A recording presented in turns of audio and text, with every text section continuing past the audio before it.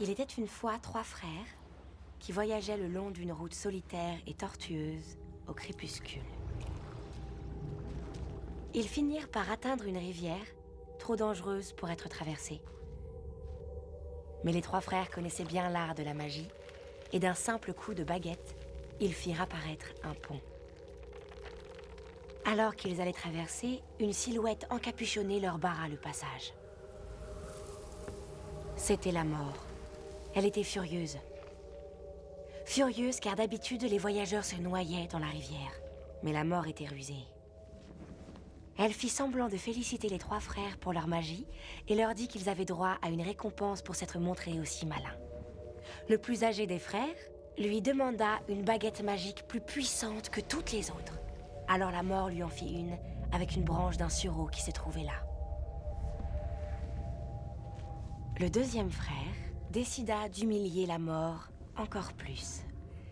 Et il lui demanda de lui donner le pouvoir de ramener les morts à la vie. Alors la mort ramassa une pierre de la rivière et la lui donna.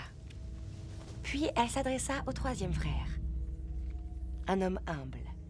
Il demanda quelque chose qui lui permettrait de quitter cet endroit sans que la mort puisse le suivre.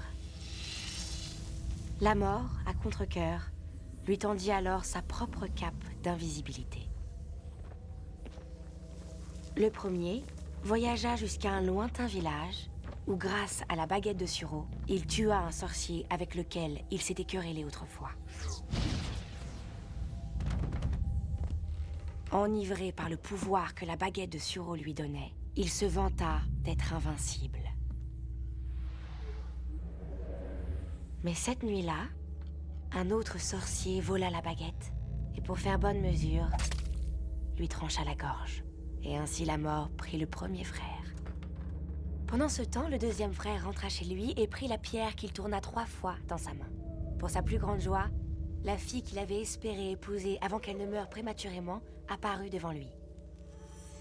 Cependant, elle resta triste et froide, car elle n'appartenait pas au monde des vivants. Rendu fou par un désir sans espoir, le deuxième frère se tua afin de la rejoindre. Et ainsi, la mort prit le deuxième frère. Quant au troisième frère, la mort le chercha pendant de nombreuses années, mais ne put jamais le retrouver.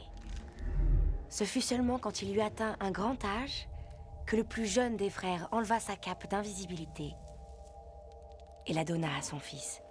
Puis il accueillit la mort comme une vieille amie qu'il suivit avec joie, et ils quittèrent cette vie comme des égaux. Eh bien voilà, c'est ça. Ce sont les reliques de la mort.